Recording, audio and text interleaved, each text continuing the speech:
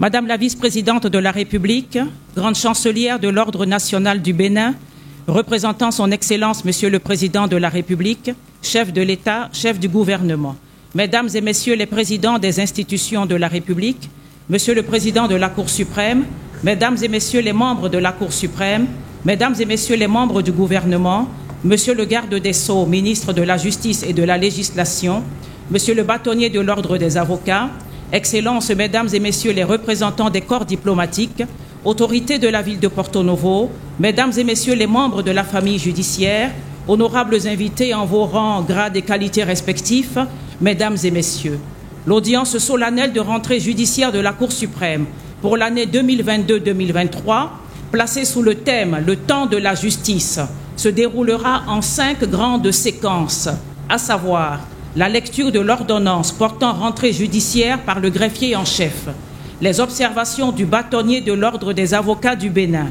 les réquisitions du procureur général près la Cour suprême, le discours de rentrée judiciaire du président de la Cour suprême et enfin le message de la vice-présidente de la République. Je vous remercie. Merci. Monsieur le greffier en chef de la Cour suprême, veuillez donner lecture de l'ordonnance portant rentrée solennelle de la Cour suprême. Ordonnance numéro 2022-63-PCS-SG-DDE-S fixant la date de l'audience solennelle de la rentrée judiciaire de la Cour suprême au titre de l'année 2022-2023. Le président de la Cour suprême veut la loi numéro 90-32 du 11 décembre 1990 fixe portant constitution de la République du Bénin, modifiée par la loi constitutionnelle numéro 2019-40 du 7 novembre 2019. Veut la loi numéro 2022-12 du 5 juillet 2022 portant règles particulières de procédure applicables devant les formations juridictionnelles de la Cour suprême. Veut la loi numéro 2022-10 du 27 juin 2022 portant composition, organisation, fonctionnement et attribution de la Cour suprême. Veut la loi numéro 2022-11 du 27 juin 2022 portant statut des magistrats de la Cour suprême. Veut l'ordonnance numéro 2021-30-PCS-SG-S du 4 juin 2021 portant règlement financier de la Cour suprême. Veut l'ordonnance numéro 46-PCS-CAB du 23 juillet 2021 portant modification de l'ordonnance numéro 2011-18-PCS-CAB du 12 mai 2011 relative aux attributions, organisation et fonctionnement du secrétariat général de la Cour suprême. Veut le décret numéro 2021-96 du 23 mars 2021 portant nomination de M.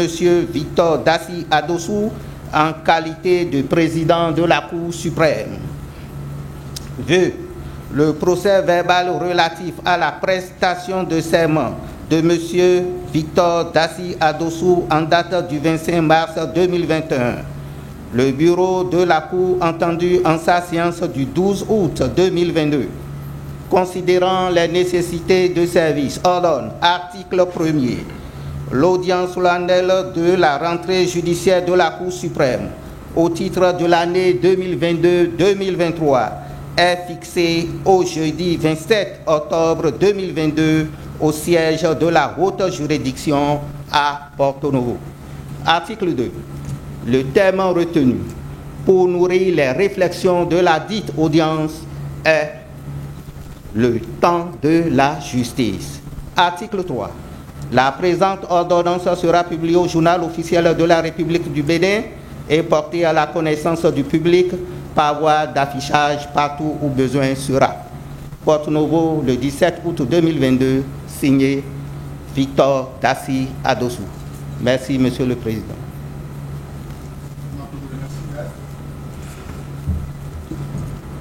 Monsieur le bâtonnier élu, représentant le bâtonnier de l'Ordre des avocats du Bénin, je vous donne la parole pour vos observations. Merci, Monsieur le Président. Madame le vice-président de la République, représentant le chef de l'État, chef du gouvernement, président du Conseil supérieur de la magistrature, Monsieur le Président de l'Assemblée nationale, Monsieur le Président de la Cour constitutionnelle, Monsieur le Président de la Cour suprême, Monsieur le garde des Sceaux, ministre de la Justice,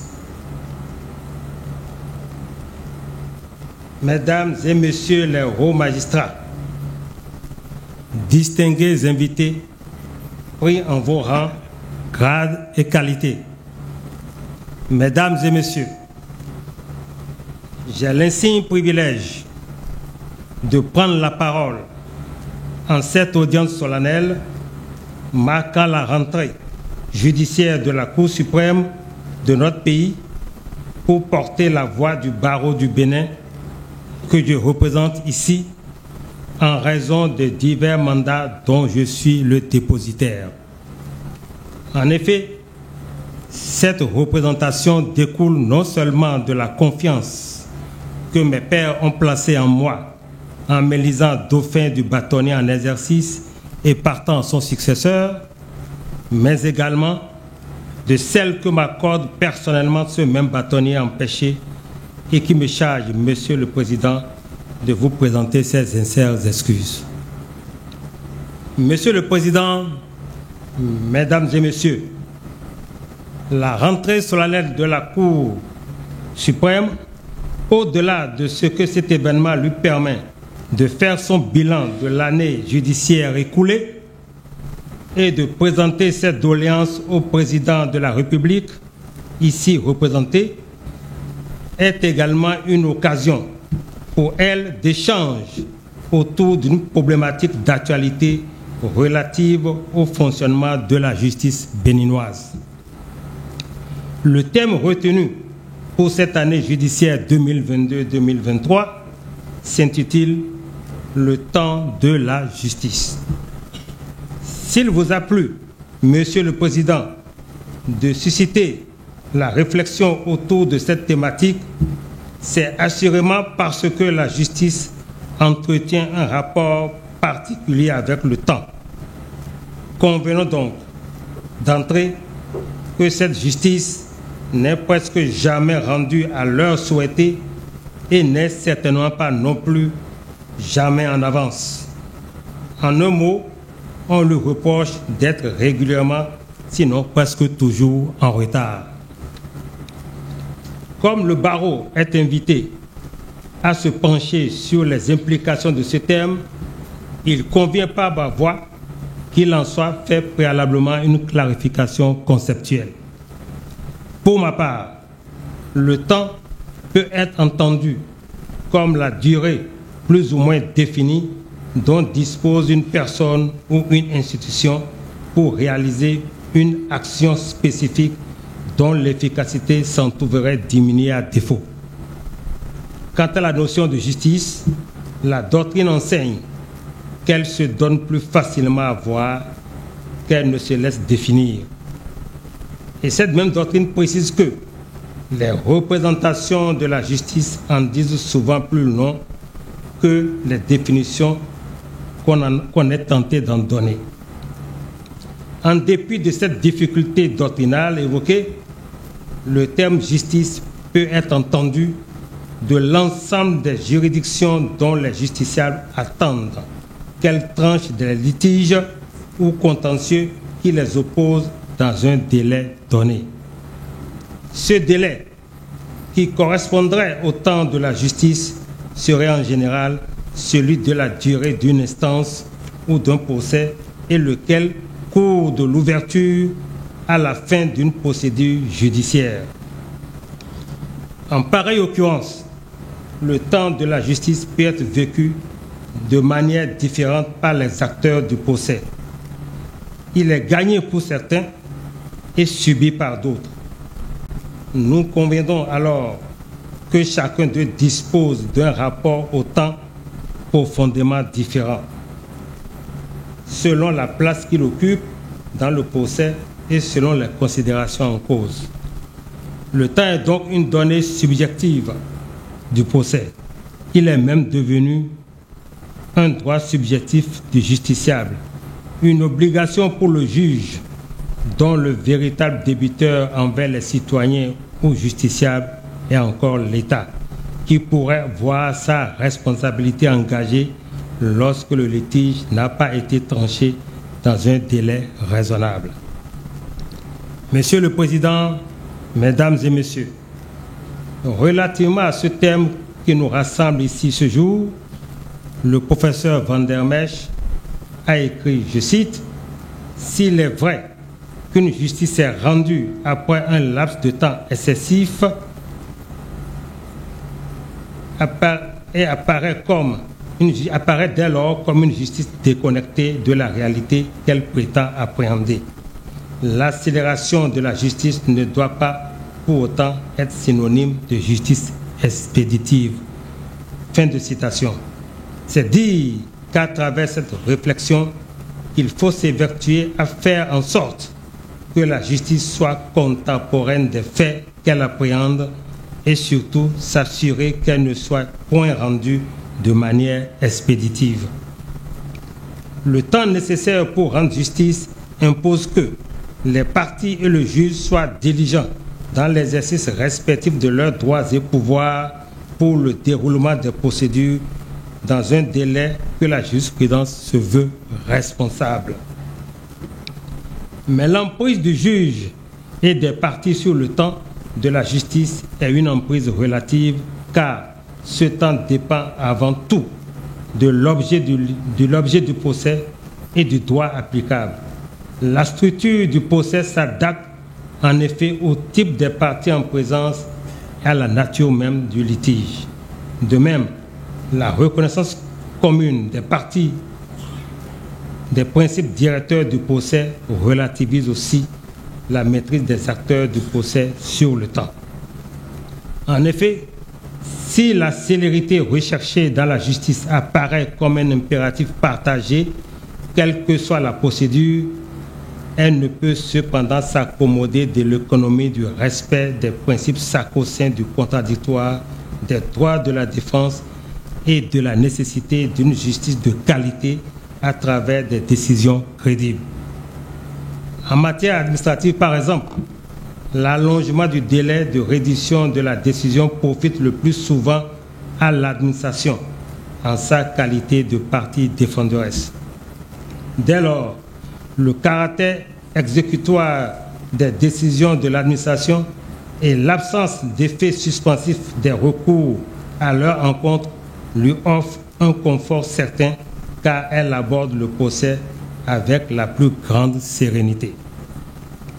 En effet, la saisine du juge administratif n'emporte par elle-même aucune conséquence sur la décision attaquée ou l'engagement de la responsabilité publique recherchée. Par contre, en matière pénale, l'écoulement du temps peut être perçu de différentes façons par les parties. Ainsi, la prolongation de l'instance pénale ou son renouvellement à la suite de l'exercice d'une voie ordinaire de recours ou d'un pourvoi en cassation par le condamné ou le ministère public fait grandir un sentiment d'injustice chez les parties civiles, lesquelles reprocheront au juge la tardiveté de la sanction pénale, car se voyant ainsi contraints de supporter à nouveau la violence du procès. L'auteur de l'infraction, quant à lui, pourra vivre la lenteur de l'instruction comme une attente interminable sur le sort que la justice lui réserve, et plus particulièrement lorsqu'il est placé en détention provisoire. Pourtant, cette même lenteur pourrait permettre à son conseil et à lui de préparer efficacement sa défense. À mon sens, le temps de l'exécution d'une condamnation à une peine privative de liberté fait partie intégrante du temps de la justice. Et l'on pourrait alors s'interroger sur la pertinence de la réforme octroyant au président de la République le pouvoir de suspendre l'exécution d'une peine privative de liberté, tant cette mesure peut apparaître comme venant différer le temps de la justice et rallonger l'angoisse du condamné. Dans tous les cas, il est souhaitable et souhaité, voire impératif, que les personnes objets de poursuites pénales soient définitivement fixées sur leur sort sans retard excessif. Mieux, elles doivent disposer du temps et des facilités nécessaires pour apporter de la contradiction à l'accusation pour rendre intelligible leur cause dans le respect du principe d'équité que doit préserver et garantir toute activité judiciaire. La situation en matière civile et commerciale n'est pas si différente qu'elle peut paraître. En ces matières, le temps de la justice apparaît davantage comme partagé entre les parties et le juge. Mais ce dernier, j'entends le juge, reste responsable et garant du calendrier du procès. La loi sur la modernisation de la justice en offre une parfaite illustration à travers cette disposition qui impartissent des délais précis aux juges en certaines matières, comme par exemple la saisie immobilière ou les procédures de petites créances. L'expérience consolidée du tribunal de commerce de Cotonou en est une parfaite illustration. En somme, l'exigence de célérité et d'efficacité qu'on attend de la justice se trouve prise en étau entre ce que l'on veut imposer et ce que l'on peut s'autoriser. Ce que l'on veut imposer, assurément, c'est rendre justice sans retard excessif, alors que la justice ne peut s'autoriser à réduire en peau de chagrin les commodités procédurales dictées par les principes directeurs du procès. Monsieur le Président, Mesdames et Messieurs, circonstances ainsi posées, il sied que notre système judiciaire ose se regarder dans le miroir, car elle accuse le plus souvent des lenteurs excessives à trancher les litiges qui lui sont soumis, au point que le débat sur son efficacité peut légitimement être ouvert et mené. Reconnaissons que le mal peut, doit être exorcisé en identifiant de manière sereine et objective l'influence des acteurs sur le cours de la justice et en évaluant aussi les solutions que le législateur jusqu'ici a essayé d'apporter à ce problème. Dans tous les procès, la tentation est souvent grande pour les parties de demander à leur conseil de mettre en œuvre tous les artifices de procédure possibles afin que leur affaire soit instruite le plus rapidement ou, contrairement pour d'autres, que l'issue du procès soit anormalement retardée pour la partie adverse. La manœuvre dilatoire n'épargne en effet aucun procès, à l'exception du procès constitutionnel qui, ces dernières années, a fait montre d'une rare célérité. Le temps du contentieux est particulièrement susceptible d'être instrumentalisé. L'influence de ces manœuvres dilatoires ne doit cependant pas être exagérée, car le législateur béninois a déterminé les mesures à prendre pour sinon les éviter ou les neutraliser ou alors réduire l'incidence. Tout cela dit, il convient de nous pencher sur le problème du management de la justice béninoise dans sa globalité. Qui parmi nous ignore que les rôles des audiences de nos juridictions dans presque toutes les matières sont exagérément encombrés, spécialement en matière de propriété foncière où des dossiers datant des années 90 sont toujours en cours d'instruction. Qui ignore que des justiciables décèdent en cours de procédure sans que la justice attendue et espérée leur ait été rendue après l'écoulement de délais anormalement longs. C'est cela, une justice déconnectée de la réalité qu'elle prétend pourtant appréhender. Il y a lieu de saluer à ce niveau le courage et le mérite de la réforme entreprise par le gouvernement visant à instituer une juridiction spéciale pour connaître des affaires foncières et domaniales.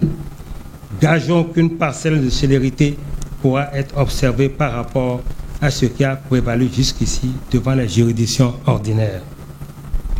Enfin, le temps anormalement long que met la justice béninoise pour régler les différends qui lui sont soumis, dans bien des cas, tient au manque cruel et évident de moyens humains pour donner aux justiciables la qualité de justice qu'ils souhaitent et dans les délais légitimement espérés. Force est malheureusement de constater que dans ce domaine, les recrutements et formations de magistrats n'ont pas suivi le rythme de la croissance démographique et du taux de juridicité de nos concitoyens.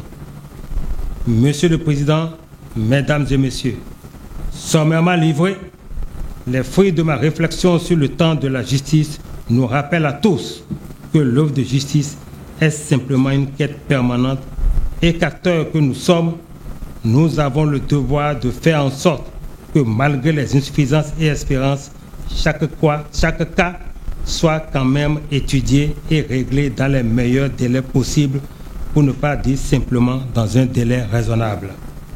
Le temps de la justice ne doit pas être le temps de l'abandon du justiciable à sa détresse ou encore à une mort lente. C'est sur ces mots des ordres que je souhaite une bonne rentrée judiciaire à la haute juridiction et à nous tous. Je vous remercie. Merci, Monsieur le bâtonnier, pour ces brillantes observations, ces brillantes réflexions que vous venez de partager avec cette auguste assemblée. Merci à vous. Monsieur le procureur général près la Cour suprême, veuillez à présent prendre la parole, s'il vous plaît, pour vos réquisitions. Monsieur le Président de la Cour suprême, Mesdames et Messieurs les membres de la Cour, ce n'est pas que la vie soit courte, c'est que le temps passe vite, écrivait Henri Janson. Presque une année déjà, soit le 11 novembre 2021, que dans cette même salle de circonstances, frappé des mêmes décors, notre haute juridiction a satisfait à l'audience solennelle de rentrée 2021-2022. Face à la fuite des heures, puissions-nous profiter de l'instant présent, qui a tout fait de s'éclipser et prendre du bon temps avec cette assemblée que le temps nous donne d'aimer, sur le thème de la présente rentrée solennelle, le temps de la justice. Mesdames et Messieurs les présidents et membres des institutions constitutionnelles, Monsieur le garde des Sceaux, ministre de la Justice et de la Législation, Messieurs les anciens présidents et procureurs généraux auprès de la Cour suprême, je salue la présence des présidents Batokor et Tinzinokwe. Mesdames et Messieurs les magistrats honoraires, magistrats à la retraite et des juridictions du fond, présidents et membres des autres professionnels de la justice, Mesdames et Messieurs les membres du corps diplomatique, autorités politico-administratives, autorités religieuses, Leurs Majestés, sages et notables, Mesdames et Messieurs, en vos qualités, grades et rangs respectifs. Avant le Président de la Cour suprême, je voudrais m'acquitter d'un agréable devoir, celui de vous souhaiter la bienvenue et vous assurer que votre venue ici chaque année donne sa raison d'être et son lustre à l'audience de rentrée de la Cour suprême. Soyez-en très chaleureusement remerciés. À notre hôte et collègue, M. Guillaume Goulard, conseiller au Conseil d'État de France en mission au Bénin, j'exprime toute la reconnaissance de la Cour suprême pour sa présence. En saluant la présence de M. Yaya Aboudoulaye, président de la Cour suprême du Togo, de M. Jean Mazobé Kondé et Abdou Zakari, président des cours de cassation du Burkina et du Niger, ainsi que de nos collègues des juridictions membres de l'Association africaine des hautes juridictions francophones qui nous font l'honneur d'assister à cette audience, je voudrais partager avec eux ce proverbe africain. Je cite: « Il n'y a pas de plus grand bonheur que la venue d'un hôte dans la paix et l'amitié. » Fin de citation. Puissions-nous œuvrer dans le partage de l'idéal commun de justice à offrir à nos concitoyens une image de la justice davantage gratifiante. Monsieur le Président de la Cour suprême, Mesdames et Messieurs les membres de la Cour, l'année judiciaire qui s'achève n'aura pas été pour nous ce long fleuve tranquille. La vie elle-même ne l'est d'ailleurs pas. Cette année aura été une nouvelle fois marquée par la détresse, par la perte subite de deux de nos collègues qui ont pris toute leur part dans l'administration de la justice au sein de notre haute juridiction.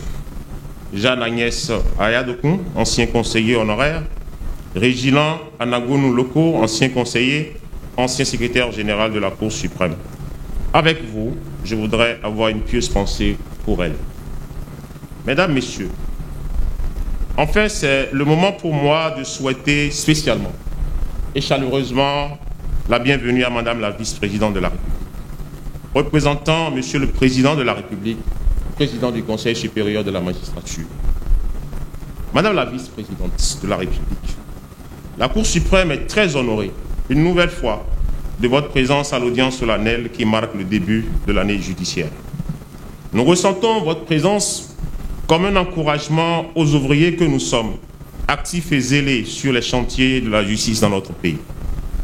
Le devoir m'oblige à exprimer solennellement au Président de la République notre reconnaissance, d'autant plus appuyée que la République, sous sa gouvernance, vient de doter les magistrats de la Cour suprême d'un statut tel que l'a voulu le constituant de 1990, mettant ainsi un terme à ce qui a relevé pendant plus de 3 décennies d'illusions, de rêves manqués ou simplement irréalisables, et qui marque, Monsieur le Président de la Cour suprême, un des chantiers sur lesquels vous vous êtes pertinemment engagé dans votre discours de prise de charge le jeudi 25 mars 2021.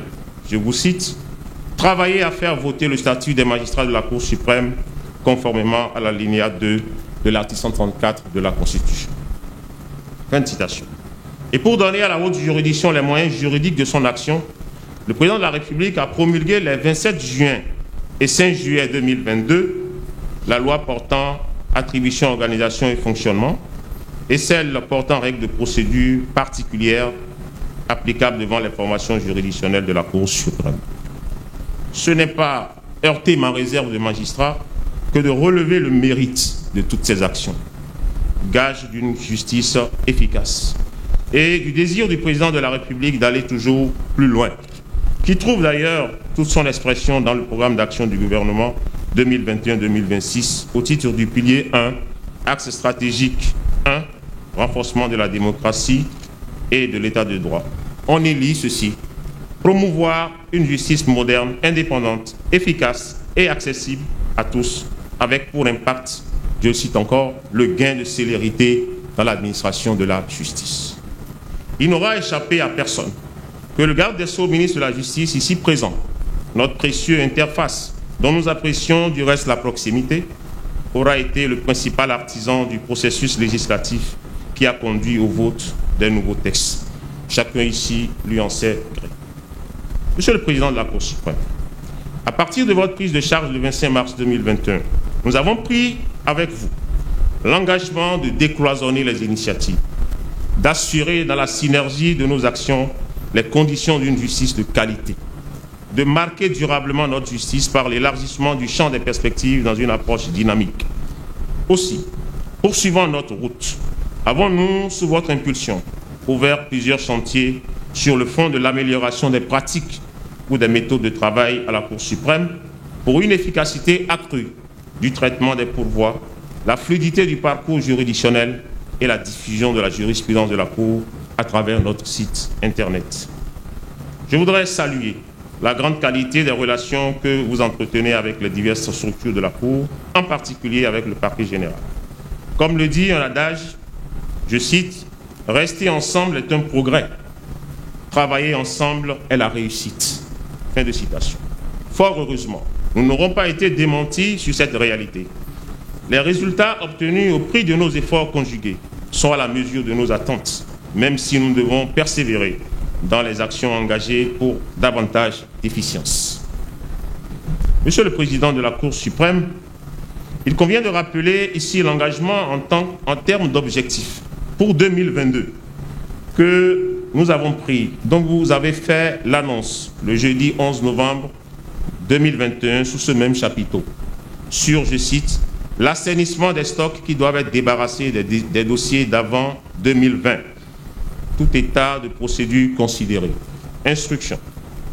En instance de rapport, de conclusion ou de jugement. Fin de citation. Pour donner sens et crédit à cet engagement, n'est-ce pas venu le moment de rendre des comptes, obligés du peuple que nous sommes? Au titre de l'évaluation, je souhaite faire court en affirmant que le parquet général peut se satisfaire d'avoir réalisé l'objectif général de résorption des stocks et celui spécifique concernant les dossiers d'avant 2020, pour lesquels il affiche le casier néant. Avec un stock initial de 17 dossiers, toute matière considérée en attente de conclusion le 11 novembre 2021, le parquet général a reçu communication sur l'année 2021-2022 de 446 dossiers. Il a rendu 453 conclusions. Au 16 octobre 2022, le parquet général n'enregistre plus qu'un stock résiduel de 10 dossiers, exclusivement de la Chambre judiciaire et relatif au seul pourvoi enregistré en matière de droit de la propriété foncière. C'est donc en toute confiance et en phase et en vérité avec le temps que les membres du parquet général abordent la nouvelle année judiciaire, même si le thème de la présente audience de rentrée invite encore sur le temps de la justice. En dépit des multiples actions et réformes qui ont été engagées en vue de réduire les délais, la question de la lenteur de la justice reste au Bénin. La Cour suprême n'y échappe point. Un sujet de préoccupation en ce que la justice subit toujours l'épreuve du temps anormalement long, ainsi qu'en attestent les sondages et enquêtes d'opinion, ce qui fait douter de sa capacité à accomplir la mission constitutionnelle et régalienne qui est la sienne, et que la faiblesse de ses moyens ne peut à elle seule justifier. Pourtant, le droit au juge fait partie des droits fondamentaux de la personne, garantis par les instruments juridiques internationaux de protection des droits humains. Je vais citer le Pacte international relatif aux droits internationaux et politiques, la Charte africaine des droits de l'homme et des peuples, qui fait partie intégrante de la Constitution de la République du Bénin, qui prévoit en son article 7 « Toute personne a droit à ce que sa cause soit entendue ». Ce droit comprend le droit d'être jugé dans un délai raisonnable par une juridiction impartiale. En retenant le thème du temps de la justice, la Cour suprême se donne, à la suite de précédents échanges organisés ça et là sur les thématiques, la justice béninoise entre lenteur et crédibilité, le délai raisonnable, le temps judiciaire et l'urgence, l'occasion de la réflexion sur une question de préoccupation majeure, celle de la souffrance de ces nombreux justiciables qui attendent encore et encore des procès où leur vie se joue. Il convient donc d'appréhender les contours du thème dans une démarche de conciliation des impératifs d'une justice pleine et sereine et des attentes légitimes des plaideurs qui souhaitent, devant l'acuité des litiges portés devant le juge, des réponses rapides mais respectueuses du droit. Qu'est-ce que le temps? S'interrogeait saint Augustin, et d'y répondre.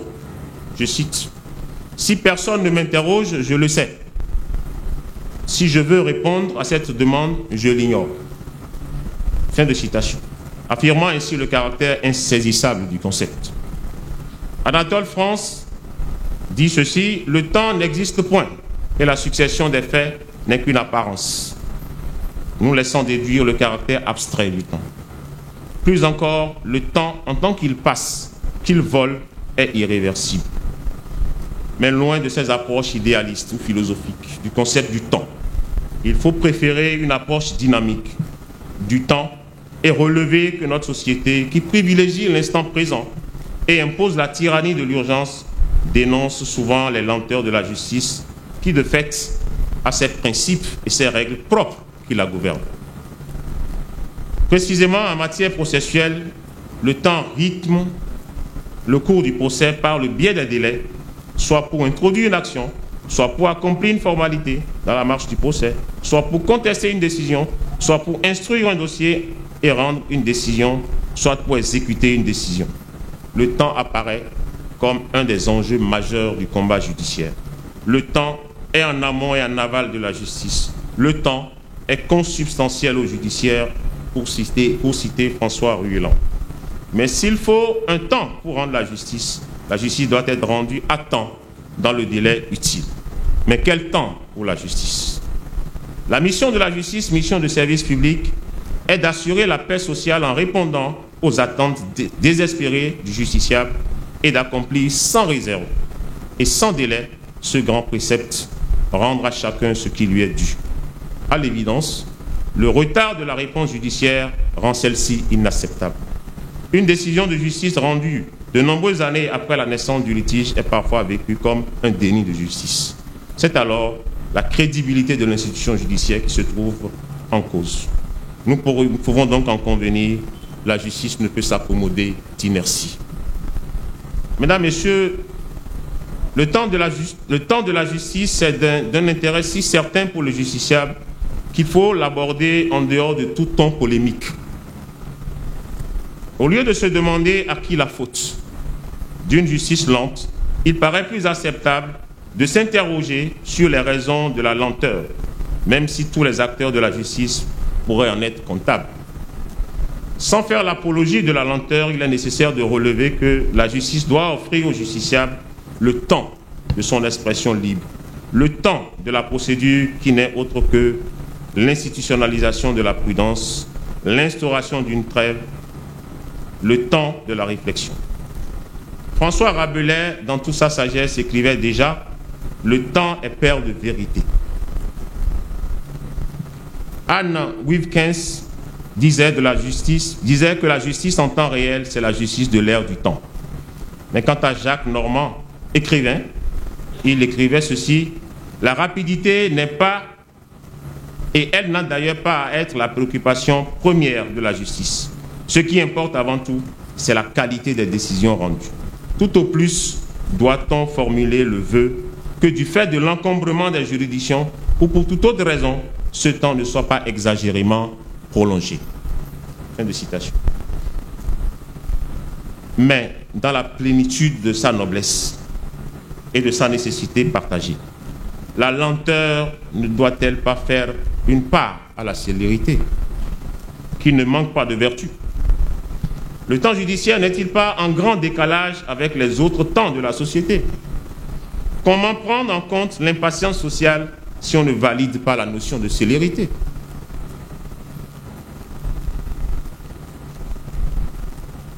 Aujourd'hui plus qu'hier, où l'urgence semble dominer notre pratique quotidienne, la justice ne peut ignorer que son fonctionnement a une valeur économique. La Cour constitutionnelle du Bénin a, à l'instar de la Cour européenne des droits de l'homme et des peuples, dégagé des critères d'appréciation des délais. C'est ainsi qu'elle a jugé que la durée de procédure, 10 ans, la négligence des parties dans l'accomplissement des actes de procédure, la composition irrégulière des chambres, l'empêchement des juges, les mouvements de grève, les sessions de cours d'assises, les mutations des magistrats ne sauraient exonérer les juridictions de leur mission constitutionnelle. Aussi rejette-t-elle systématiquement les motifs liés aux difficultés d'ordre matériel et organisationnel, en mettant l'accent sur la nécessité d'assurer en tout temps la continuité du service public de la justice. En définitive, sans pouvoir assigner au juge un délai, le temps de la justice peut être exprimé par la formule, je cite, du devoir de se rater avec lenteur. Fin de citation. C'est sans doute ce qu'expriment les notions de diligence ou inversement de mûrissement d'une affaire. Il s'agit de dépasser les apories d'une justice expéditive comme celle d'une justice tardive. D'où l'impérieuse nécessité de rationaliser le temps de la justice afin d'assurer l'exigence d'efficacité qui doit présider à l'office du juge. Le respect du temps de la justice, tant utile pour le justiciable appelle des réponses qui crédibilisent l'institution et ses animateurs face aux réalités de notre temps, qu'on ne peut ignorer, qui en ont célérité et urgence.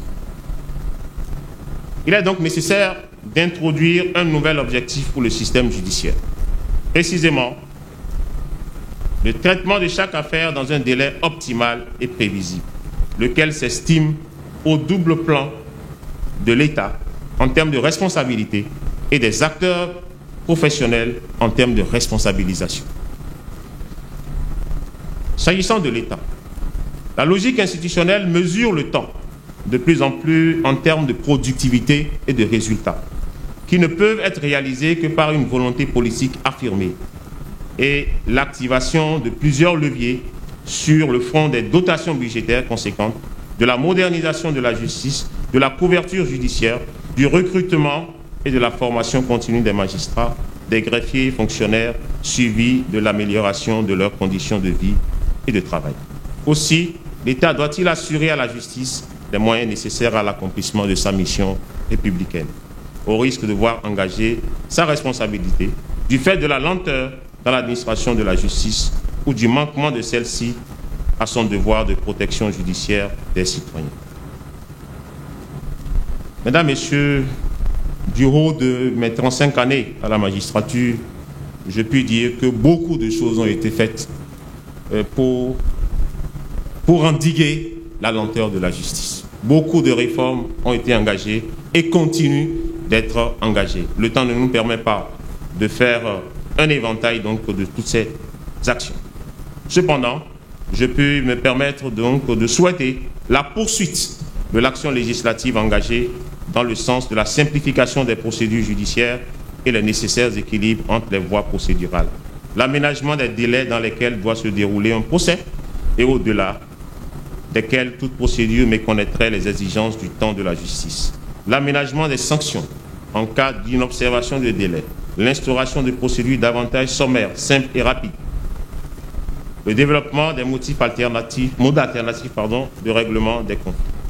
L'État pourrait également envisager la promotion de mécanismes de contrôle de la gestion des dossiers, le suivi des affaires au moyen des systèmes d'information, la spécialisation du contentieux et celle des magistrats en assurant à ceux-ci les moyens techniques pour faire face à certains contentieux, l'allocation de moyens qui permettent d'assurer le renforcement des capacités d'intervention du juge. S'agissant des animateurs de la justice, plus que sa pertinence, l'allocation de moyens supplémentaires et l'augmentation des effectifs ne suffiront pas à décliner l'œuvre de la justice au respect du droit et du temps réel et apporter des réponses au traitement de l'urgence. Il faudra un supplément d'âme aux acteurs, aux professionnels de la justice qui doivent s'interroger sur leurs pratiques actuelles qui concourent à la lenteur de la justice en vue de l'implication de tous dans l'introduction d'un nouvel objectif, celui du délai optimal et prévisible. Dès lors, il appartient aux acteurs de la justice de développer un nouveau paradigme, de nouvelles méthodes de travail et définir des objectifs et des critères pour les réaliser et les évaluer. C'est dans la satisfaction de ces exigences que nous redonnerons souffle et vie aux nombreux justiciables. De leur satisfaction se rétablira une nouvelle ère de confiance. Monsieur le Président, il est temps de conclure. Je voudrais partager avec vous cette réflexion prospective sur la justice de Madame Chantal Arens, ancienne première présidente de la Cour de cassation de France. Je cite: « Le juge de demain doit être dans la temporalité, c'est-à-dire dans le juste temps et dans son temps. » Fin de citation. Alors, juge d'aujourd'hui, remontons déjà la pendule judiciaire du Bénin en travaillant au respect du temps de la justice, du délai raisonnable. Le compte à rebours est lancé. C'est non sans une once de confiance et de foi que je forme à toutes et à tous le vœu d'une année fructueuse. Je requiers, Monsieur le Président de la Cour suprême, qu'il vous plaise déclarer qu'il a été satisfait à la rentrée judiciaire de la Cour suprême, année 2022-2023. Je vous remercie.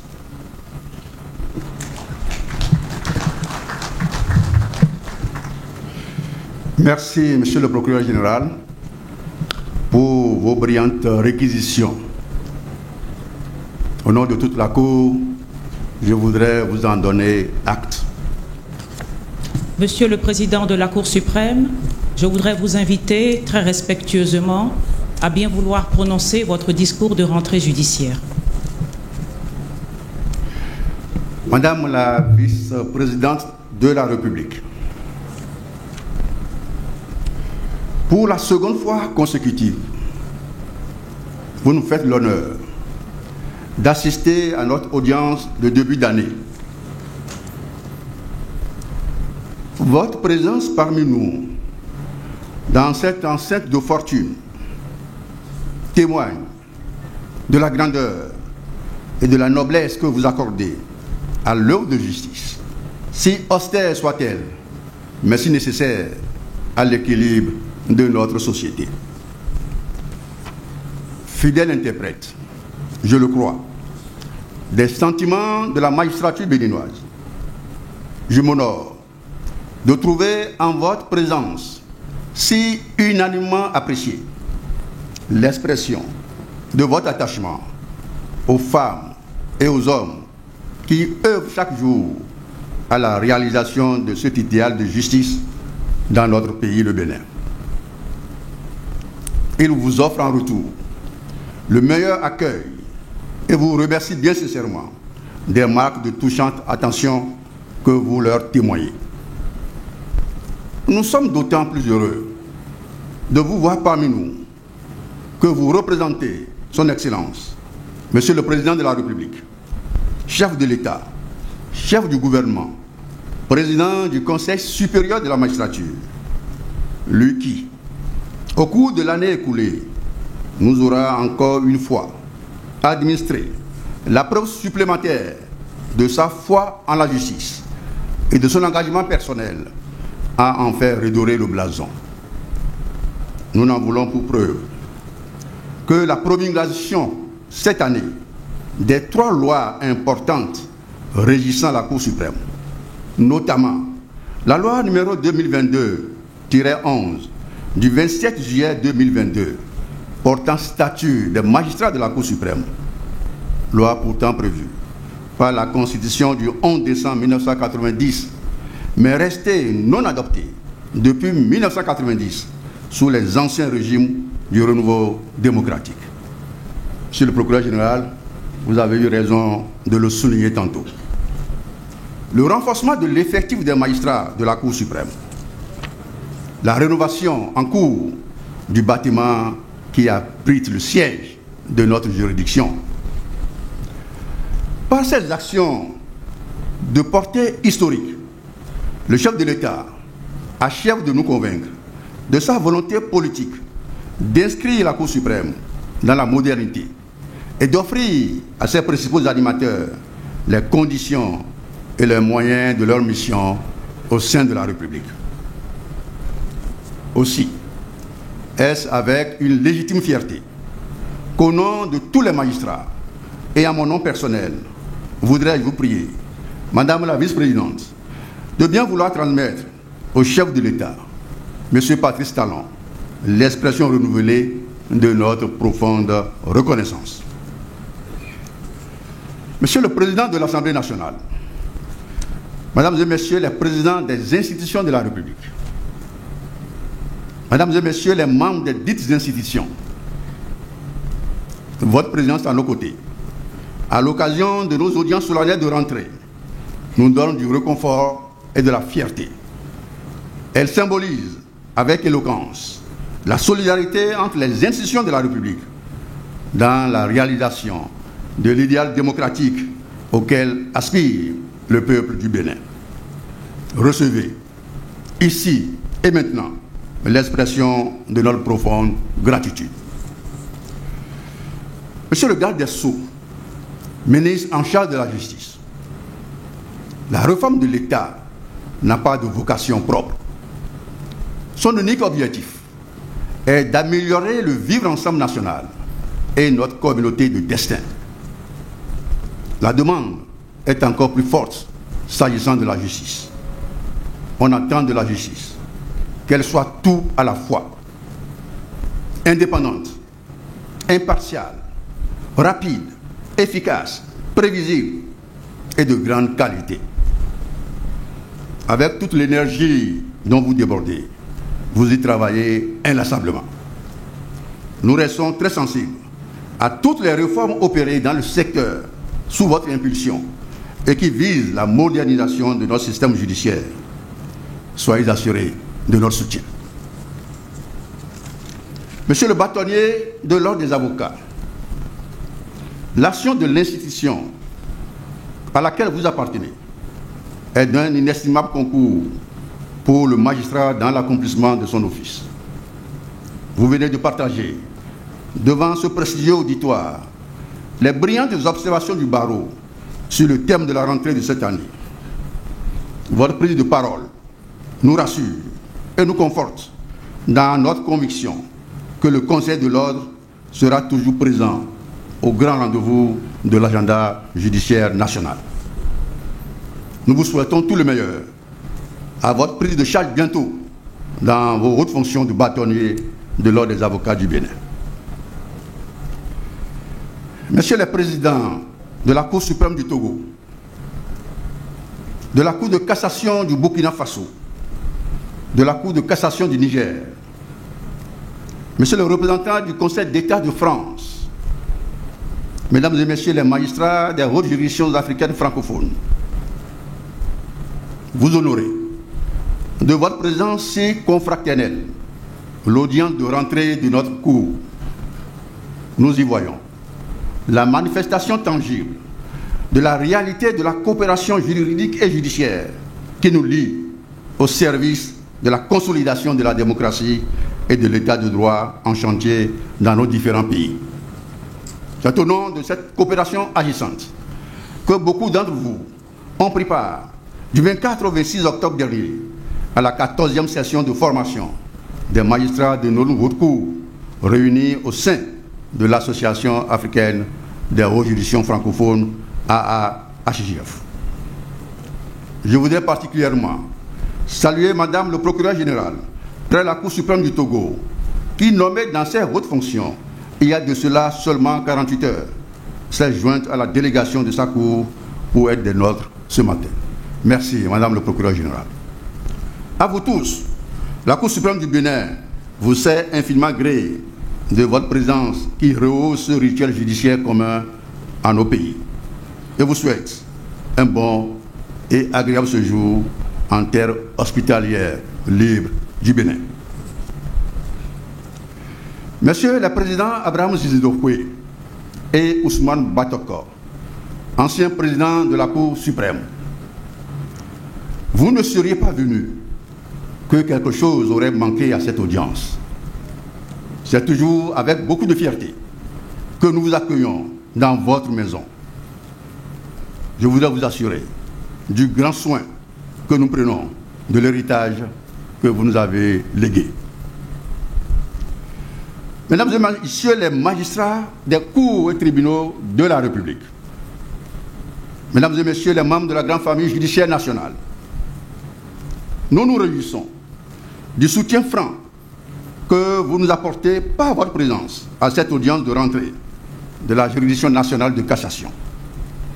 De par nos offices respectifs, nous nous retrouvons dans une communauté de destin. Sachons tous que le fonctionnement de la justice doit aider à ce que le citoyen retrouve confiance en ses institutions, car la justice est au cœur du pacte démocratique de notre société. Notre responsabilité de ce point de vue est immense. La haute juridiction voudrait compter en cela sur chaque acteur du système. Mesdames et Messieurs les membres du corps diplomatique et représentants des organisations internationales, distinguées personnalités ici présentes, très chers doyens, magistrats honoraires de notre Cour, honorables invités, Leur Majesté, les têtes couronnées et autres dignitaires, gardiens de nos traditions ancestrales, Mesdames et Messieurs, nous vous savons toujours en communion avec nous à tous les moments forts de la vie de notre juridiction, nous sommes très sensibles à votre présence massive à cette cérémonie, preuve de votre attachement à l'institution judiciaire et à ce qu'elle représente pour l'état de droit. Soyez assurés de notre détermination à œuvrer, à bâtir au Bénin une justice forte, indépendante et égale pour tous.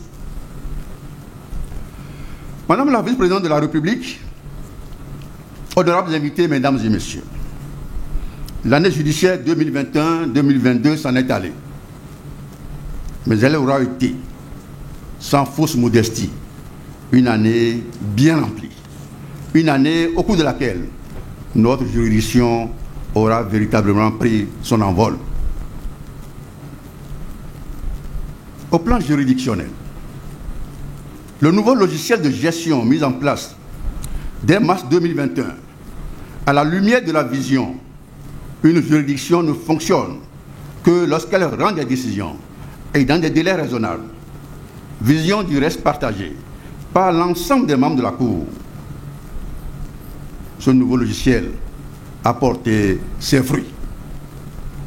Nos stocks de dossiers sont aujourd'hui assainis. En témoignent les points statistiques mis à votre disposition au cours de cette audience. Parlant de la Chambre administrative, j'indiquerai qu'elle n'a à ce jour en stock que 39 procédures encore pendantes après les 164 décisions rendues au cours de l'année écoulée. Ce stock se décompose comme suit. 3 dossiers déjà enrôlés aux audiences, 25 en cours d'instruction et 11 en instance de rapport. La Chambre judiciaire, sur un stock initial de 404 procédures, a rendu au cours de l'année écoulée 326 arrêts. Son stock de dossiers pendant à ce jour, évalué à 398 procédures, s'explique par le nombre élevé de pourvois introduits au cours de l'année dernière et chiffré à 320 recours. Laissez-moi le dire sans plus attendre. Certains plaideurs, et ils sont nombreux, considèrent à tort la Cour de cassation comme un 3e degré de juridiction et y introduisent des recours systématiques, voire fantaisistes, dès lors que l'instance d'appel n'a pas prospéré. Notre politique de gestion de nos stocks nous amènera, je voudrais vous en rassurer, à faire face de façon plus efficace à cette situation. L'assainissement de nos stocks nous permet d'annoncer devant vous, témoins privilégiés de cette audience, et devant le peuple béninois tout entier, que les plus vieux contentieux, encore non jugés devant la Cour suprême, toutes les 2 chambres considérées, les plus vieux contentieux datent de l'année 2020.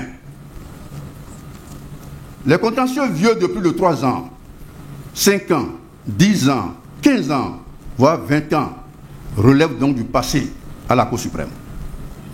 Nous sommes aujourd'hui à un délai maximum de traitement de moins de 3 années, avec l'ambition de le ramener à 16 mois au maximum, dès l'année judiciaire qui s'ouvre à partir de ce jour. Ces résultats encourageants, il faut bien convenir, n'ont été possibles que grâce à l'expertise, à l'opiniâtreté et à la perspicacité des membres du parquet général près la Cour suprême, au carrefour de toutes les procédures contentieuses et dirigées de main de maître par le procureur général, M. Onésime Gérard Mandodé. Le parquet aura produit, au cours de l'année judiciaire écoulée, 453 conclusions, soit 100 au titre de la Chambre administrative et 353 au titre de la Chambre judiciaire. Pour donner de la visibilité à cette production juridictionnelle, les 2 chambres, avec le soutien du secrétariat général, ont assuré la publication des recueils des arrêts significatifs rendus, qui sont d'ailleurs en ligne sur le site internet de la Cour. L'intensité des efforts fournis au plan juridictionnel n'a point affecté l'accomplissement de la mission consultative de la Cour suprême. Aussi, la haute juridiction a-t-elle émis des avis motivés sur tous les projets de loi dont elle a été saisie par le gouvernement, soit 15 projets de loi. De même, elle a donné suite aux 21 demandes d'avis juridiques sur les conventions de partenariat signées par le gouvernement et les partenaires techniques et financiers internationaux de notre pays. Nous nous réjouissons, Monsieur le garde des Sceaux, du nombre croissant des projets de loi transmis par le gouvernement à la Cour aux fins d'avis motivés et qui attestent de la présence désormais de la Cour suprême dans l'œuvre législative au plan national. Conformément aux dispositions de la loi, le rapport général de la Cour suprême, élaboré au titre de l'année judiciaire 2020-2021, a été transmis respectivement au président de la République et au président de l'Assemblée nationale. Celui de l'année 2021-2022 est en cours d'élaboration par le comité ad hoc créé à cet effet. Madame la vice-présidente de la République, mesdames et messieurs, la coopération juridique et judiciaire entre notre Cour et les institutions et autres juridictions étrangères s'est raffermie en 2022 à travers la signature de 3 importants accords de coopération. Il s'agit de l'accord pour la réalisation d'un jeu de système de diffusion audiovisuelle des audiences de la Cour sur don de la République populaire de Chine et qui nous permettra, dans quelques mois, de faire suivre en direct, partout dans le monde, les audiences juridictionnelles de la Cour suprême du Bénin. Le protocole de coopération entre le Tribunal suprême populaire de la République de Cuba et la Cour suprême, la convention de jumelage entre la Cour de cassation du Burkina Faso et la Cour suprême du Bénin. S'agissant de nos engagements internationaux, notre pays a abrité, du 30 juin au 2 juillet 2022, le 7e congrès de l'Association des hautes juridictions de cassation des pays ayant en partage l'usage du français AJCAF. À l'issue du congrès, la présidente de l'institution est revenue une nouvelle fois à notre pays, le Bénin. De même, nous avons réussi le pari de la tenue de la 14e session de formation des magistrats des juridictions membres de l'AGF, dont les travaux viennent de s'achever hier seulement à l'École régionale supérieure de la magistrature, RSUMA, ici à Porto-Novo. C'est le lieu pour moi de réitérer, au nom de la Cour et à mon nom propre, nos vifs et sincères remerciements à son Excellence, Monsieur le Président de la République, à tout son gouvernement, pour, d'une part, avoir autorisé l'organisation au Bénin de ces manifestations et, d'autre part, pour les moyens financiers, matériels, logistiques et humains mis à notre disposition et qui en ont facilité les résultats enregistrés. Madame la vice-présidente de la République, mesdames et messieurs, qu'il me soit permis, à la lumière de ce rapport statistique, d'exprimer mes remerciements et mes chaleureuses félicitations à l'ensemble des magistrats, auditeurs, greffiers et personnels de soutien de la Cour qui, restés mobilisés autour de la vision partagée, ont permis d'atteindre les objectifs poursuivis. Mesdames et messieurs, l'année judiciaire écoulée, le procureur général venait de l'indiquer, n'aura pas été cependant un long fleuve tranquille. La mort a encore arraché à notre affection des membres et personnels de soutien qui ont servi avec abnégation notre juridiction. Nous leur rendons tout l'hommage qu'ils méritent et nous inclinons religieusement devant leur mémoire. Ils s'appelaient Regina Anagonou Loko, Jeanne Ayes Ayadokun, Eliane Padonou, Henri Amoussoupakpa, Ibrahim Baba Moussa, Gilbert Djonko. Dieu continue de veiller sur leur âme. Madame la vice-présidente de la République, mesdames et messieurs, le choix du thème de la présente audience de rentrée, vous vous en doutez, n'est point fortuit. Il résulte de la volonté des membres du bureau de la Cour. Au vu des résultats encourageants obtenus l'année judiciaire écoulée, d'engager la justice béninoise dans son ensemble dans une nouvelle ère, un nouveau challenge, dont l'enjeu est de la mettre résolument en phase avec les exigences de sa mission. Les grandes nations, disait le panafricaniste Kwame Nkrumah, sont celles qui ont le génie d'engager courageusement leur peuple dans les défis de leur temps. Je voudrais le dire sans plus tarder. Une décision de justice n'a plus de sens quand elle intervient des décennies, de longues années après la naissance du litige, des fois avec son objet totalement dissous, disparu, ou après le passage de via tripa des parties au procès. Le juge est bien dans le déni de justice quand il s'abstient de longues années durant, sous différents prétextes, de dire le droit, d'apporter une solution aux contentieux élevés devant lui. Ils sont nombreux, les contentieux pendant aujourd'hui devant les cours et tribunaux de la République, qui datent de décennies. Monsieur le bâtonnier, vous avez eu raison de le souligner, qui datent de décennies, de plus de 10 ans, 5 ans. Il s'agit, mesdames et messieurs, d'un dérèglement judiciaire. L'image que renvoie ainsi la justice dans l'opinion est des plus délétères. Une telle justice ne peut soutenir le développement socio-économique de notre pays et ne peut rassurer aucun citoyen. Le 29 juillet 2022, saisissant l'occasion de la 10e rencontre trimestrielle entre les magistrats de la Cour suprême et les juges du Fonds de la République, j'ai lancé à Plaoué, dans le département du Koufo, un appel solennel à l'endroit de tous les magistrats de la République. Une juridiction ne fonctionne que lorsqu'elle rend des décisions en temps réel, des décisions de qualité.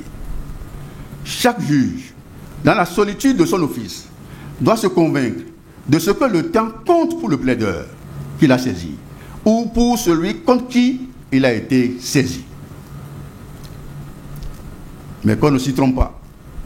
Loin de nous l'idée de promotion d'une justice expéditive, trop rapide, violant les principes ou les règles procédurales.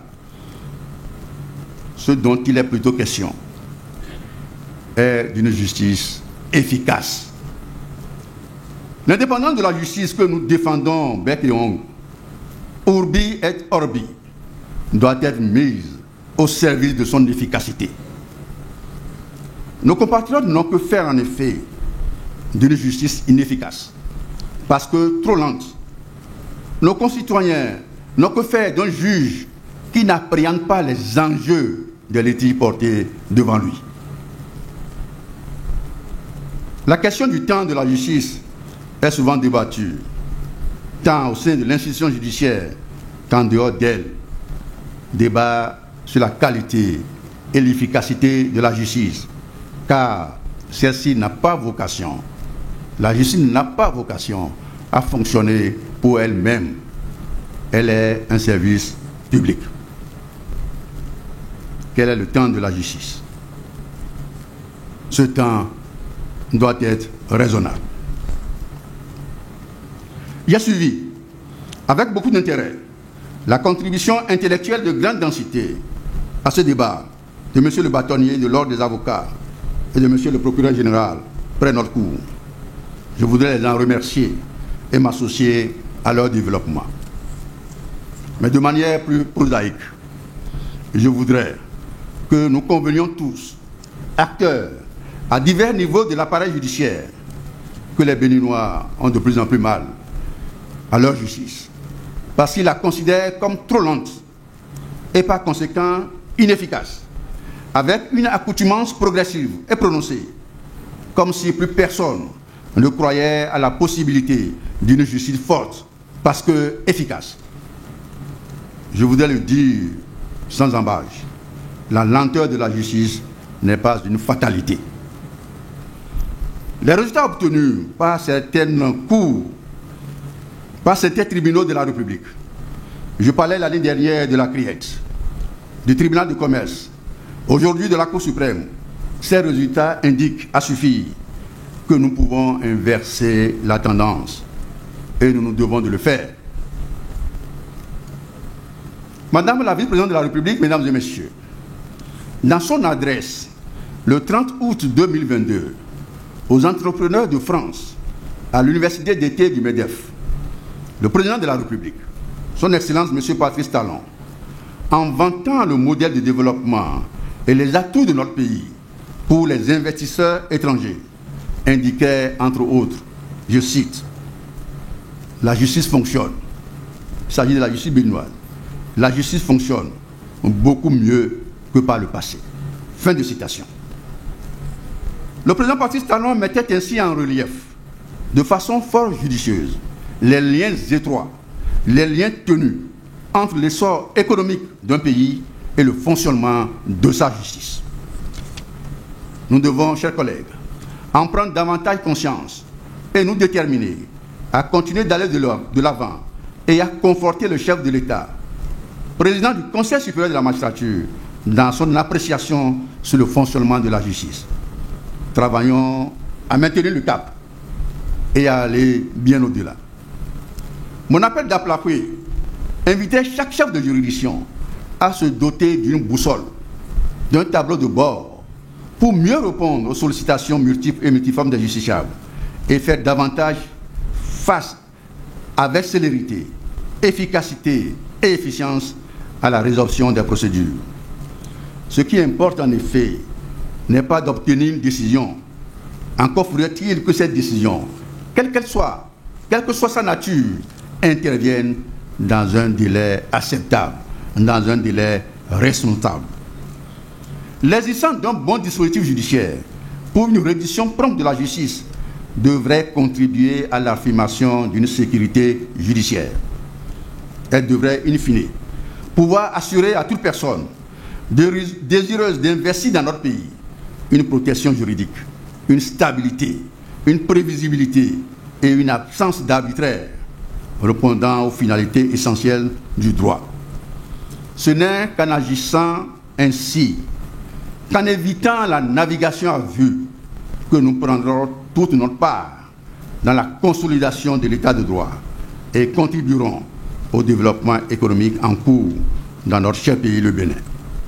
En tout état de cause, quelque forme qu'elle pourra prendre, toute réforme qui privilégiera une juste mesure du temps du procès grandira la justice et lui conférera une nouvelle légitimité et la place renforcée qui doit être la sienne dans notre société. Partons maintenant à la recherche du temps perdu. Mesdames et messieurs, je vous remercie de votre bienveillante attention.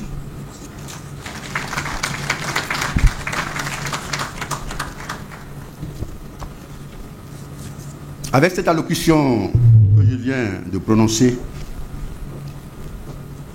prend fin notre audience, mais elle ne sera pas pour autant levée. Madame la vice-présidente de la République a un important message à nous délivrer au nom de son Excellence, Monsieur le Président de la République, chef de l'État, chef du gouvernement, président du Conseil supérieur de la magistrature. Madame la vice-présidente de la République, je voudrais vous donner la parole. Merci, Monsieur le Président. Monsieur le Président de la Cour suprême, Monsieur le Président de l'Assemblée nationale, Mesdames et Messieurs les présidents des institutions de la République, Monsieur le Président de la Cour suprême du Togo, Monsieur le Président de la Cour de cassation du Burkina Faso, Monsieur le Président de la Cour de cassation du Niger, Monsieur le garde des Sceaux, ministre en charge de la justice, Mesdames et Messieurs les membres du gouvernement, honorables députés à l'Assemblée nationale, Mesdames et Messieurs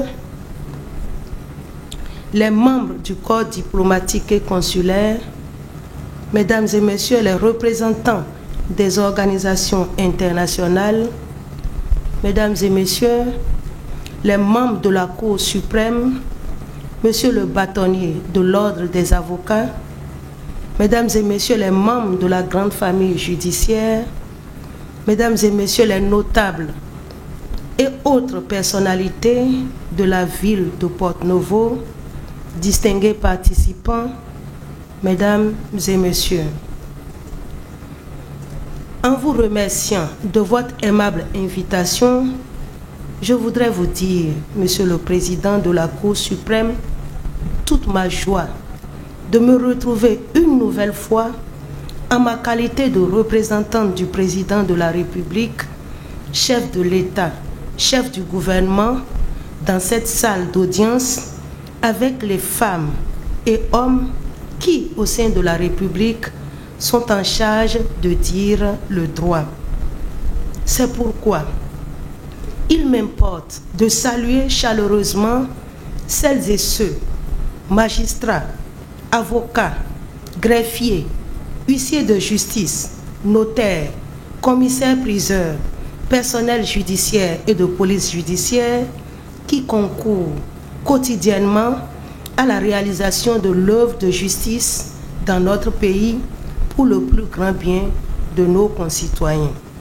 Je voudrais vous témoigner, Mesdames et Messieurs, de la grande considération que le Président de la République porte à notre haute juridiction et son attachement à la construction de l'État de droit dont la justice reste l'un des piliers fondamentaux.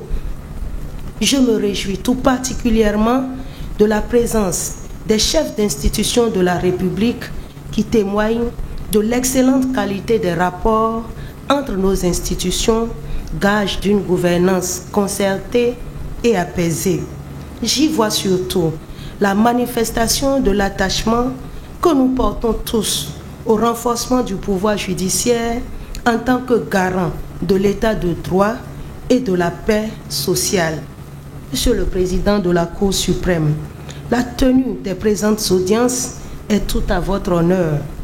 Elle traduit assurément la détermination de votre institution à accomplir avec un sens élevé de responsabilité sa mission au service de notre peuple, de sa démocratie et de notre État. Je suis d'autant fier d'être à vos côtés ce matin face à cet aréopage d'invités qui, à mon sens, témoignent de l'esprit de fraternité et de solidarité sous-régionale marqué par la présence de vos homologues des États membres de l'Association africaine des hautes juridictions francophones. À ces hauts magistrats venus des pays frères et amis, j'exprime au nom du Président de la République, son Excellence Patrice Talon, mes vœux d'un agréable séjour en terre libre hospitalière du Bénin.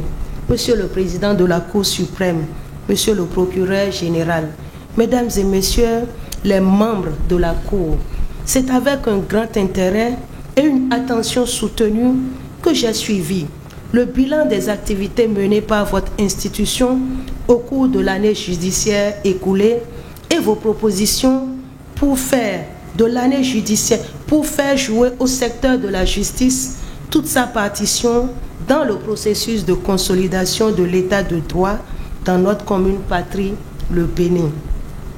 Je me satisfais par ailleurs des avancées notables enregistrées et des diligences effectuées dans la production des avis motivés et avis juridiques sollicités par le gouvernement. Je me réjouis de ce qu'en dépit des difficultés rencontrées et surtout de la crise de la Covid-19 qui secoue le monde depuis 2019, vous ayez pu atteindre un niveau de performance qui est largement supérieur à celui de l'année dernière. C'est la preuve, à n'en point douter, de l'efficacité, de l'efficience et de la conscience professionnelle dont font montre les membres de la Cour dans l'accomplissement de la mission républicaine à eux confiée. Il me plaît de vous adresser de vive voix, une fois fois encore mes chaleureuses félicitations et mes encouragements pour les efforts ainsi consentis. Je réitère l'entière disponibilité du gouvernement à demeurer toujours à vos côtés pour garantir à notre peuple un service public de qualité à la hauteur des exigences d'un État démocratique moderne. Distingués participants, mesdames et messieurs, cette cérémonie solennelle de rentrée judiciaire qui se tient en présence de la compagnie judiciaire dans son ensemble, du corps diplomatique accrédité dans notre pays, des représentants des autres institutions de la République, de la société civile et des organisations internationales est une occasion privilégiée de dialogue avec tous les acteurs de notre système judiciaire. Nul doute, et vous en convenez avec moi, que la justice est au cœur des préoccupations de nos concitoyens et constitue de ce fait une question épineuse de la vie nationale. C'est au regard de cette considération que j'apprécie à sa juste valeur le thème de la présente audience solennelle de rentrée judiciaire, à savoir le temps de la justice. Je partage d'ailleurs entièrement les réquisitions de Monsieur le procureur général, les observations du bâtonnier de l'ordre des avocats et vos pertinentes analyses sur ce thème qui est d'une actualité prégnante, tant dans sa dimension juridique, judiciaire, économique, philosophique que sociale. Vous ne le savez que trop. La raison d'être d'une juridiction, c'est de juger et de rendre des décisions.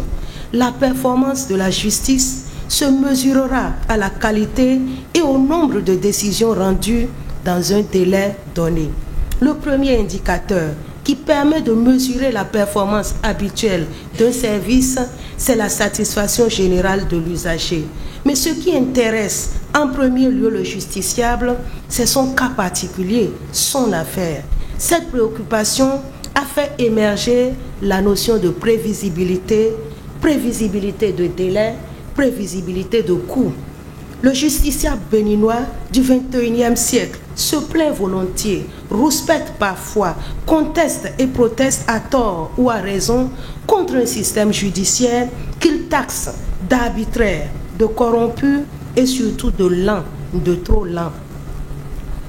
Les nombreux dysfonctionnements, la lenteur dans l'administration de la justice ainsi que le laxisme de certains des animateurs de l'appareil judiciaire sont autant de mots qui minent la justice de notre pays et renforcent le doute dans l'esprit collectif de notre peuple, au nom de qui cette justice est pourtant rendue.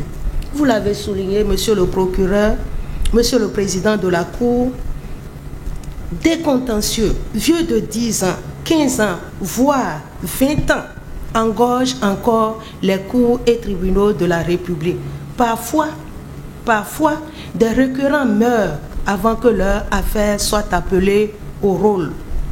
D'autres en arrivent carrément à s'en remettre à la justice divine, promise dont le temps n'est que d'un jour, parce que dans tous nos textes religieux, nulle part il n'a été dit que Dieu qui a mis 6 jours pour créer le monde mettra des jours, des mois ou des années pour nous juger. Tous les textes nous parlent d'un jour, le jour du jugement dernier. Mais si au niveau de cet être suprême, il n'est prévu qu'un jour pour nous juger, c'est parce que tout simplement lui, il est omniscient. Ça veut dire quoi? Qu'il sait tout ce qui se passe. Il est omnipotent. Ça veut dire qu'il sera seul à juger. Il n'y aura pas à côté de lui des greffiers, des avocats, etc. Et lui, il est omniprésent. Ça veut dire quoi? Qu'il nous voit partout où nous posons nos forfaits. C'est peut-être pour ça que le jour du jugement, chez lui, c'est un seul jour. Donc, en ne nous réservant qu'un jour pour le jugement, cela veut dire que Dieu, il a conscience du fait que les affaires de justice ne doivent pas souffrir de délai. 6 jours pour créer le monde, un seul jour pour juger toutes ces générations d'hommes qui ont vécu à travers le temps. Si nous ne pouvons pas faire comme lui, Comme nous sommes créés à son image, faisons l'effort de tendre vers cette perfection-là et de juger les gens avec beaucoup moins de temps que ce que nous prenons maintenant. Merci.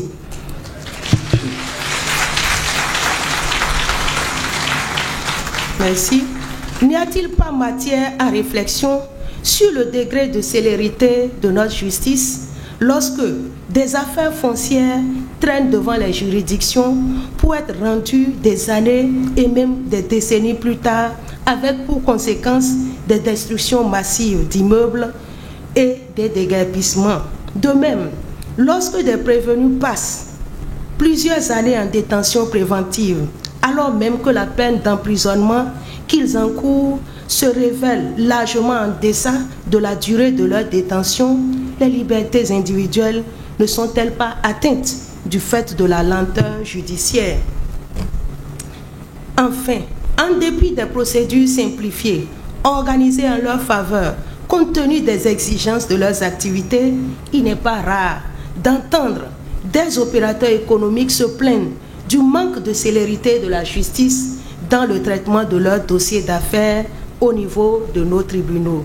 Ces lenteurs, vous en conviendrez avec moi, ne favorisent pas l'assainissement de l'environnement des affaires et ne rassurent guère les investisseurs.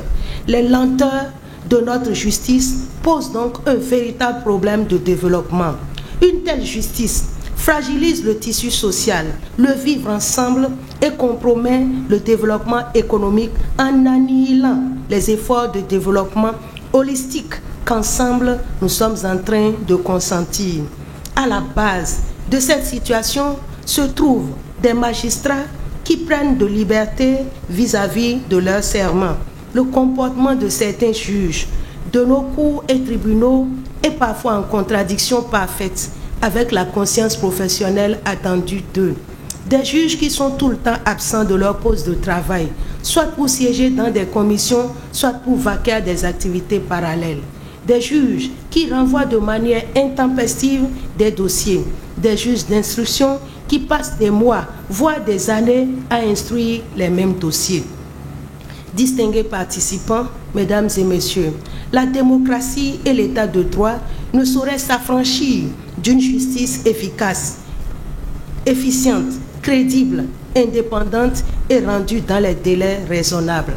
La justice constitue un bien commun des démocraties auxquelles contribuent tous ceux qui concourent au service de la justice pour aboutir à une décision rendue par un tribunal indépendant, impartial, qui a respecté équitablement les droits des parties. Ces principes du procès équitable ont intégré une autre dimension à portée non négligeable, le délai raisonnable. Si la qualité de la justice tient d'abord et avant tout à la qualité des hommes et femmes qui concourent à sa réalisation, il n'en demeure pas moins vrai que l'institution a besoin de se remettre en question quant à ses modes de fonctionnement, quant au choix de la priorité de ses missions. À cet égard, il ne suffit pas d'être en mesure d'assurer aux justiciables un meilleur accès aux droits. Il importe, dans le même temps, d'assurer une efficacité renforcée des procédures. Le temps judiciaire doit être utilisé de manière efficiente et éviter que des procès sur une même affaire s'éternisent dans le temps. Le souci de la meilleure gestion possible du temps de la justice doit habiter nos juges comme il habite nos chirurgiens dans les blocs opératoires, nos enseignants dans la réalisation des séquences de cours et beaucoup d'autres professionnels. Le temps de la justice a un impact en effet sur les vies des avenirs. Le temps nécessaire au procès doit être un temps utile. C'est dès lors plutôt en direction des pertes de temps qu'il paraît judicieux de s'orienter. Si l'on veut supprimer le temps inutile, le temps vain ou gaspillé, éliminer le temps qui ne favorise pas la progression vers la solution du litige ou du contentieux. Ainsi, les vraies lenteurs à combattre, les seules longueurs à réduire sont celles qui ne sont porteuses d'aucun avantage, sinon pour celui des plaideurs qui ont intérêt à gagner du temps. La justice, en tant que socle de l'état de droit et de la démocratie, doit accompagner le développement socio-économique. Pour ce faire, elle doit être rendue dans les meilleurs délais possibles, les délais raisonnables. À cet effet, les hommes et les femmes qui l'animent et l'incarnent doivent être conscients de la redoutable mission qui est la leur dans la République et la remplir avec célérité, abnégation, dévouement, en respectant leur serment. Si elle veut remplir sa mission, il apparaît essentiel, voire impérieux, que l'institution judiciaire fasse preuve de créativité pour adapter ses pratiques aux besoins et aux enjeux d'une société moderne, efficace et efficiente pour mieux répondre à la légitime attente des justiciables. L'exigence de célérité et plus largement de la qualité de la justice doit vous conduire, vous les gens de la justice, à imaginer des pratiques susceptibles de répondre à l'attente de tous ceux qui aspirent à une justice plus efficiente. La célérité, sans être confondue à la précipitation, doit être placée au service de l'efficacité, de l'effectivité et de la qualité de la justice. Elle doit être une valeur communément partagée qui profite à tous les justiciables. Je suis personnellement convaincu que vous pouvez trouver en vous-même les premiers éléments de réponse à cette légitime requête. Remédier aux lenteurs de la justice, réduire la durée de la procédure sans porter atteinte aux droits fondamentaux des parties ni davantage aux principes généraux de l'instance requiert une gestion intelligente et attentive du rythme du procès, car la qualité d'un système de justice repose sur les garanties processuelles qu'il est en mesure d'offrir. Ceci passera inéluctablement par le regain de conscience professionnelle par chacun et par tous les animateurs. Monsieur le Président de la Cour suprême, Mesdames et Messieurs, je suis pleinement consciente que le relèvement de tous ces défis appelle de profondes réformes pour une mise en adéquation de la justice de notre pays avec la mission républicaine qui est la sienne. C'est pourquoi le gouvernement, en dépit des crises sanitaires et économiques qui se succèdent, entend jouer sa partition par des actions significatives, gage d'un meilleur fonctionnement de notre appareil judiciaire. C'est dans ce sens, et en vue de rapprocher la justice du justiciable, qu'il contribue inlassablement à la mise en œuvre de la loi portant organisation judiciaire à travers la mise en service de 3 nouveaux tribunaux, notamment celui de Comé, de Dassazoumé et de Malanville. La question des ressources humaines n'est guère occultée, comme en témoigne le recrutement régulier et croissant d'auditeurs de justice, dont 85 sont actuellement en formation. Ils seront intégrés une fois leur formation terminée pour renforcer l'effectif des magistrats des juridictions. Le recrutement d'autres auditeurs de justice sera en outre poursuivi dans le but d'un renouvellement progressif et de qualité des principaux animateurs de l'appareil judiciaire. La promulgation de la loi numéro 2020-08 du 23 avril 2020 portant modernisation de la justice et celle des textes régissant la Cour suprême du Bénin témoignent de l'engagement et la volonté du gouvernement à donner à la justice de notre pays les moyens à la taille des missions régaliennes qui lui sont confiées par notre Constitution. Je ne doute pas que, nonobstant ces actions considérables menées, des efforts restent à consentir afin de doter notre système judiciaire de moyens adéquats pour l'accomplissement de sa mission. La même dynamique sera poursuivie au cours du second quinquennat en cours. Le gouvernement continuera de prendre toute sa part dans l'émergence d'une justice efficace, efficiente et rendue dans les délais raisonnables. C'est d'ailleurs dans cette dynamique qu'il a inscrit dans son programme d'action au titre des projets phares concernant le secteur de la justice, la poursuite de l'opérationnalisation des chambres administratives au niveau des juridictions de fond, la modernisation des services judiciaires, la modernisation du système pénitentiaire, l'appui à l'amélioration de l'accès à la justice et de la reddition des comptes phase 2, l'accès à la justice, la construction et l'équipement de 6 nouvelles juridictions pour élargir la carte judiciaire, la construction et l'équipement de 5 établissements pénitentiaires et des centres de sauvegarde de l'enfance et de l'adolescence. Tous ces progrès visent à favoriser la mise en place progressive d'une justice rénovée au service de l'État, de droit et du développement intégral de notre commune patrie, le Bénin. Je saisis l'occasion de la présente audience solennelle pour dire toute la satisfaction de l'exécutif dans l'accompagnement pédagogique que la Cour suprême apporte aux magistrats des juridictions de fond dans le sens de l'amélioration de la qualité du service public de la justice de notre pays. Cet accompagnement se traduit par l'organisation périodique de rencontres trimestrielles entre les magistrats de la Cour, les jeunes collègues du Fonds et les auxiliaires de justice, traduisant ainsi l'importance capitale de sa mission permanente d'inspection et de contrôle à l'égard de toutes les juridictions du Fonds. C'est également ici le moment d'exprimer nos remerciements à tous les partenaires techniques et financiers qui nous accompagnent dans l'édification d'une justice forte au service de l'état de droit et de la démocratie. Je suis convaincu qu'avec cette action conjuguée du pouvoir exécutif, de l'institution judiciaire et des partenaires techniques et financiers, les principaux animateurs de nos cours et tribunaux seront au quotidien plus outillés et chaque jour travailleront à redorer le blason de l'institution judiciaire de notre pays. Mesdames et messieurs, le fonctionnement de l'appareil judiciaire demeure perfectible, à la condition que ses principaux animateurs restent fidèles à leur serment.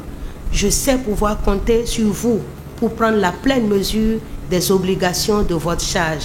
C'est sur ces mots de foi, d'espérance en l'avenir de l'institution judiciaire qu'au nom du président de la République, chef de l'État, chef du gouvernement, je voudrais vous souhaiter, mesdames et messieurs les membres de la Cour suprême, des cours et tribunaux de la République, une bonne, fructueuse année judiciaire 2022-2023. Vive la justice au service de notre nation, vive l'état de droit, vive la République, vive le Bénin, uni, libre, juste et prospère pour tous. Je vous remercie.